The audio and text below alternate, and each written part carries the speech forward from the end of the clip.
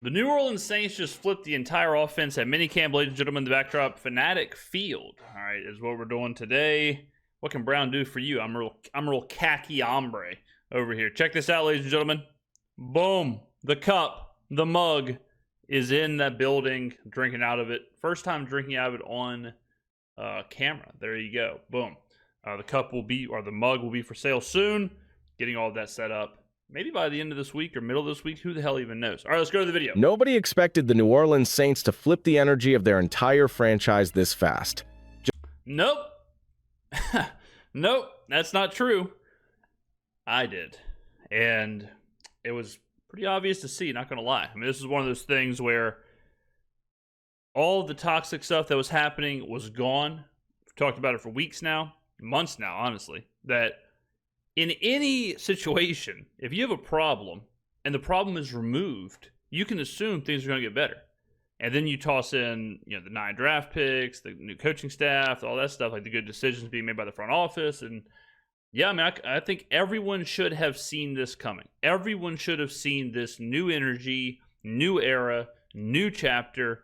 It should have been pretty obvious that that was happening. So, yeah. This was absolutely predictable that the energy would change going from Dennis Allen to Kellen Moore. Remember, the biggest mistake the Saints made, the biggest mistake the Saints made was after Sean Payton left, believing that Pete Carmichael could guide that offense. It wasn't making Dennis Allen the head coach, because Dennis Allen at that time was the best defensive coordinator in the NFL. You understand all that. But it was not replacing the offensive creativity, the innovation, all of that. If they would have told Pete Carmichael to put an egg in his shoe and beat it, and when got some, at the time, whoever was the young, innovative offensive coordinator, things could have been a lot different. But they didn't. For the first time since Sean Payton, they are attempting to fix that. They are attempting to fix the offensive energy, the innovation for the New Orleans Saints. Just months ago, people were writing them off, saying this rebuild would take years. But one minicamp changed the entire tone. Fans... Yeah, I mean, the whole, again, the rebuild will take years. The Saints have already done this. They've already done this once. We've seen this exact same blueprint. Exact same blueprint. And we're seeing it play out again. And people are like, wow, who would have guessed? Wow, they did have a lot of draft picks. Wow. Salary cap is looking okay. Wow, this is kind of crazy. Okay. I'm telling you, when you get stuck in the echo chamber of salary cap hell and old roster and Loomis bad and whatever, and you kind of lose sight of what's actually happening around you, this is how you can be surprised with stuff like this. Packed the facility like it was game day. Players were loose, locked in, and smiling like they knew something the rest of the league didn't. And right in the center of it all is Kellen Moore, a head coach who isn't just running practice, he's building something deeper. This doesn't look like a team preparing for a long rebuild. This looks like a group quietly loading up to shock the NFC. But here's the twist. It's not just the vibe that's different. Behind the scenes, there are moves being made that signal a full-scale shift in how the Saints want to play football. The old panic-driven patch-it-together mindset is gone. This team is being built with patience, detail, and purpose. Kellen Moore isn't rushing to fix everything overnight. He's leaning into development, competition, and letting the best players rise.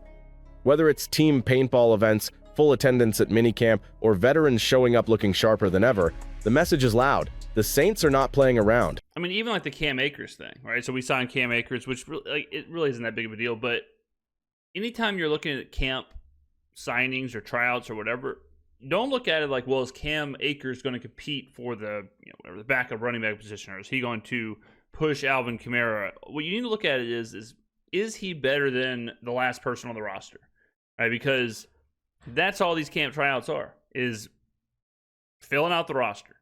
When you look at last year, and we're rocking and rolling with Jordan Mims, who was released in practice squad and released or whatever, having someone like Cam Akers is a shift in just roster building, where you're bringing on these talented players who, for whatever reason in Cam Akers' situation is injury, but for whatever reason are available, super low risk, high reward. If Cam Akers is bad and he's hurt and he's not looking good, they just cut him.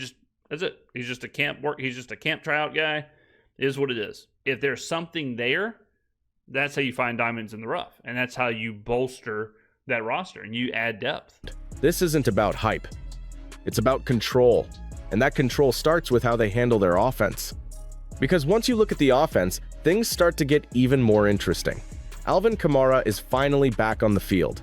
Cam Akers just walked into the building. And some tight ends who are supposed to be sidelined are already getting reps. Something's brewing in New Orleans, and it starts with the players touching the ball. Let's talk about what the Saints are quietly building on offense and why it might be more dangerous than anyone realizes. This is the part of the video where they read the depth chart. Here we go. But before we get into that, hit that like and subscribe button for more Saints and all the NFL content. Call that a segue. Let's aim for 500 likes on this video. About Paul Blart. The New Orleans Saints are sending signals that their offense is about to take a serious turn.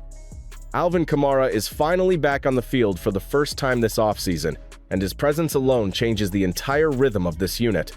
But what really raised eyebrows was the quiet tryout of Cam Akers.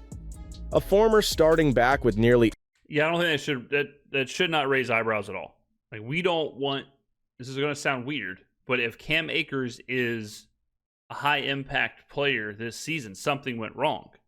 All right, because we want Alvin Kamara to be Alvin Kamara. We want him to be the engine of this offense. We want him to be rocking and rolling, for him to be healthy, over 1,000 yards rushing. Like, we know what we want there. We also want Devin Neal to take a step forward as a rookie. We want Kendra Miller to show something. So if Cam Akers somehow is the one who is impactful, then that means one of those three did not work out.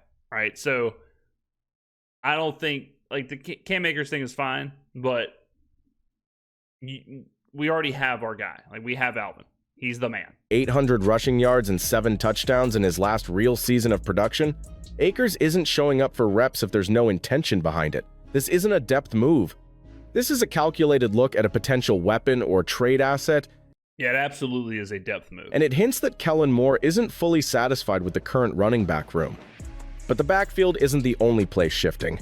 Well, I mean, I think the running back room, you have, like, it's very top heavy, obviously. You have Alvin and then a lot of puzzle pieces, where if you told me Devin Neal ended up being the second best running back, I'd believe you. If you told me Kendra Miller, I'd believe you. If you told me Cam Akers, I'd believe you. If you even told me Clyde Edwards-Helaire, if you told me any of those players, like anybody that's touched the football in New Orleans besides Alvin, has a chance to be the second guy. All right, so very top heavy. No one's usurping Alvin. Alvin is the starter. He is the guy. He should be the one getting the carries, right? He should be the one who's the whole offense is focused around. After that, very volatile. Anything's possible. Dallin Holker, after dealing with a minor injury, is already back in position drills and moving well.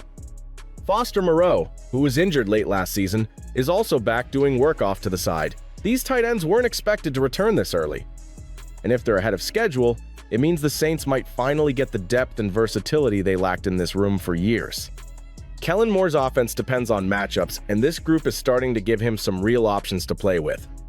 There's also something brewing with the new faces. Seth Green, a former quarterback turned tight end from the UFL, is in the middle of a quiet tryout. Shane Lemieux, who the hell is Seth Green? No idea who that is. A name familiar to Saints fans, is also back getting looks. These aren't headline additions, but they're strategic. They hint at a coaching staff obsessed with finding pieces that fit, not just names that impress. And the more you study what's happening, the more obvious it becomes. The Saints are quietly reshaping their offense before training camp even starts. But if you think that's the boldest change happening, wait until you hear what's going on with the quarterbacks. Something is brewing under center in New Orleans, and it's turning into a lot of brewing talk, a lot of quiet brewing to the most tightly contested quarterback battle the franchise has seen in years. Tyler Shuck, the rookie with raw power, is quietly stacking good reps. His command in red zone situations, third downs, and pressure scenarios is catching eyes. He's not making highlight throws just to impress. He's executing the playbook, reading defenses, and pushing the ball with control. What stands out most is how calm he looks. like someone who's been preparing for this moment long before it arrived. Yes, for about 7 years. But Spencer Rattler isn't backing down. He delivered what insiders are calling the best throw of minicamp, a perfect corner route connection to Dante Pettis that had the sideline buzzing. He's showing flashes of what made him a top-tier prospect, and the confidence is real. Rattler thrives on momentum, and he's building it fast. While Shuck brings quiet precision, Rattler brings fire, and that contrast is exactly what's this is poetry I'm listening to. Making this decision so difficult for the coaching staff. What nobody's talking about is the risk of letting this battle drag too long. Kellen Moore needs a clear QB1 to maximize every training camp rep. Yeah, so I've heard some people say, can this be a distraction? And I don't think so, because this isn't as much a quarterback like controversy, or this is just a straight up competition. And that's kind of what the offseason is for. That's kind of what should be happening. You should be competing. You should have all these players on their toes, ready to roll, hyper focused. So I can't see a negative in this. The only negative would be like during the season, if they're flip-flopping every week and players all of a sudden can't find some rhythm, they can't find a consistency, it's too much, but I don't think it's going to happen. But just the competition, I don't think there's anything wrong with this playing out throughout camp, preseason, minicamp, OTA, whatever. I have no issue with that. And give the offense rhythm before preseason games hit. Right now, both quarterbacks are rotating evenly with the first team, but that can't last much longer. The clock is ticking. And with the offense starting to take shape, whoever leads it needs to be locked in soon. Yeah. While the offense is still sorting out its identity, the defense is already sending a loud message, especially one rookie who refuses to stay quiet. Kool-Aid McKinstry is making the kind of plays that coaches dream about. Yeah, so Kool-Aid's not a rookie, obviously, and we covered this, but Kool-Aid seems to be playing really well, and that's very important, because before those reports were coming out, the secondary is absolutely a question unit. Secondary is absolutely a question mark for this team, especially in coverage. So it's good to see that and we expected him to be pretty quick to pick up Brandon Staley's defense, very similar to what he was doing in Alabama. So during red zone drills, he broke up 2 consecutive passes, showing not just great instincts, but a real feel for how to disrupt timing routes. Man, my hips would be in a bad spot if I did one of these. It's rare for... I wouldn't be able to get up. Let's just look at this. Look at the showing not just great instincts, but a real... Right here, I'm not getting up from right here. I'm rolling over to the side. Someone's going to have to come get me. I'd have lightning bolts going through the side of my legs down into my toes. Yeah, it would just be feel for how to disrupt timing routes. It's rare for a rookie to be targeted this often, but that's only because quarterbacks are testing him, and he's answering every challenge. This isn't just camp hype. McKinstry's giving this defense a serious... What is camp hype? What is that? What do they say?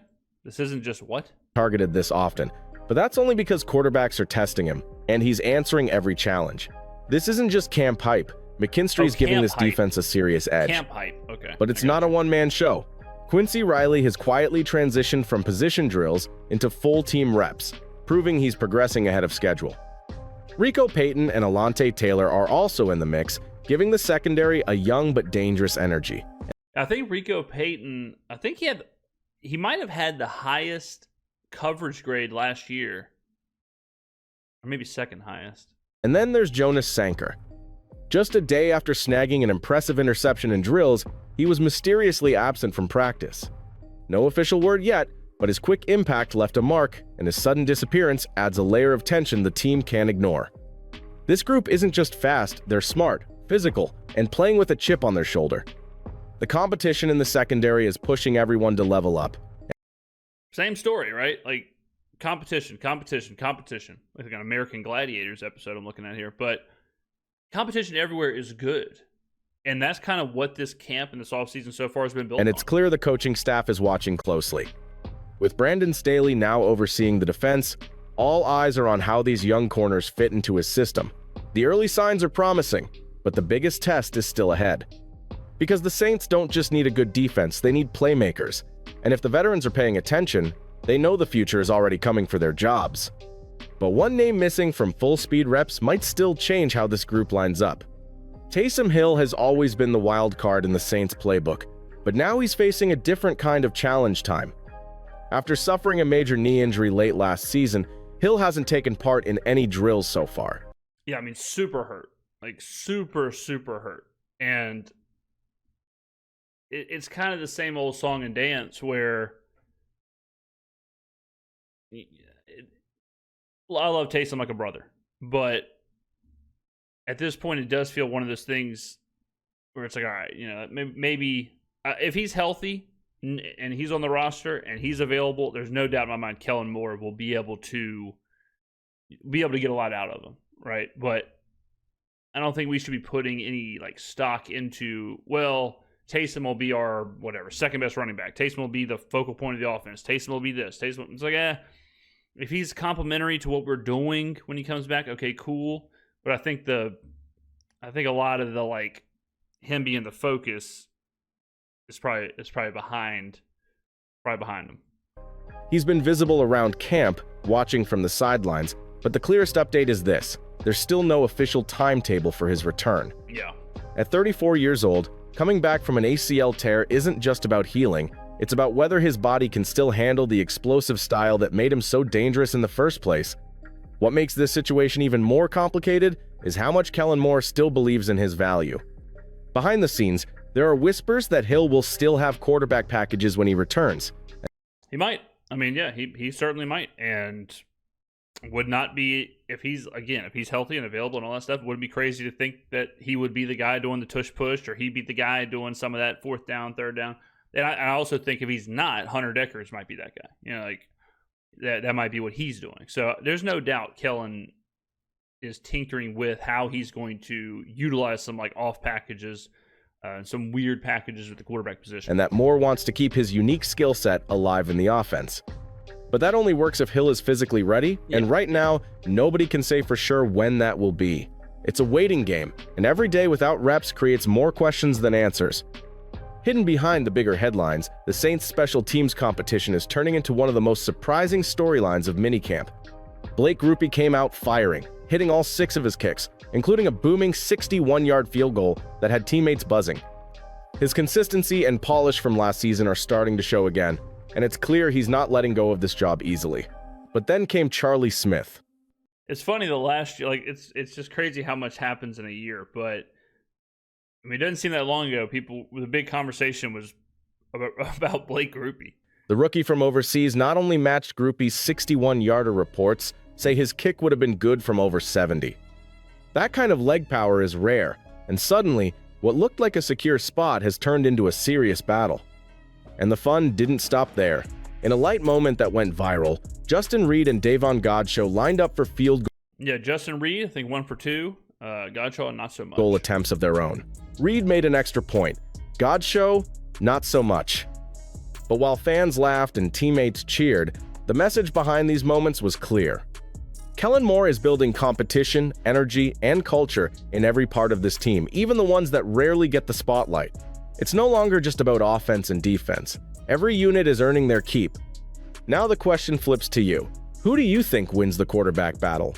Yeah, so I mean, there you go. So obviously an AI written script, and it is what it is. You know, hey, you got the tools, use them, I guess. But it is interesting, even, you know, like, you know, let's not dig too deep into the poetry and all of that was being used. But it is interesting that there is a narrative shift, whether it's from the machines or from human beings. There is a shift where, and it's interesting to hear these kind of videos, but I guarantee you we are still going to hear from local, like not even just from ChatGPT, from local people who cover the Saints. You will still hear some of this: Loomis out, quarterback sucks, 3-win team, 2-win team, salary cap hell, no depth. You'll still hear these things. But if you look at all, you'll realize that all that's kind of just falling on deaf ears. I think, at least. Like, you know, when I hear, oh, well, we're too old, or we don't have any depth. It's impossible to not have any depth when you are bringing in 9 draft picks. It's impossible. It's impossible to not have any depth when you have all these players. Now, does that equate to wins? That's a whole different conversation. But it is a very, very different vibe in New Orleans. Very different vibe around this team. And it doesn't take much to figure that out. It doesn't take much to watch minicamp, listen to Kellen, listen to the players, listen to the interviews, and realize, like, oh, damn, something's happening here.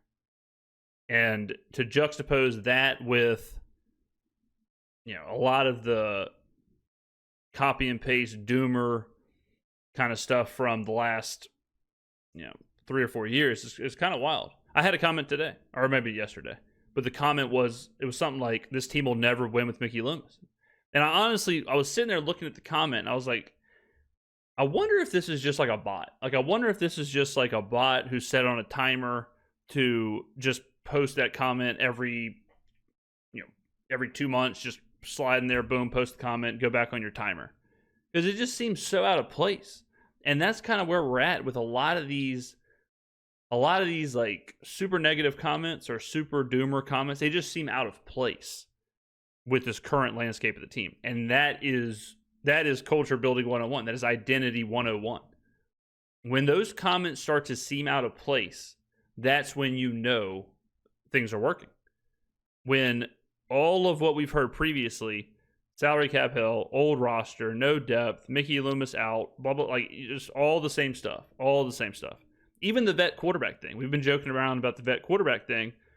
Even that is starting to fall on deaf ears and it's starting to seem out of place. Couple weeks ago, absolutely, you can make an argument. Bring in Carson Wentz. Bring in Joe Flacco. Bring in whoever. Now it just seems kind of weird. It just seems kind of weird to hear some of that. It seems kind of weird to hear salary cap hell or old roster or same old Saints or whatever. Like that, ladies and gentlemen, that's the winds of change, is what you are seeing. You're seeing that winds of change. You're seeing some of that, like, okay. And we're not even really to where you can visually see it. Like preseason is where you'll visually be able to see the team. Even like some joint practices or training camp or like some of the more, like right now it's still is barely even out of shorts and shirts, right? So, all right, get on down in the comments below. Thank you for watching, and I will see you in the next video.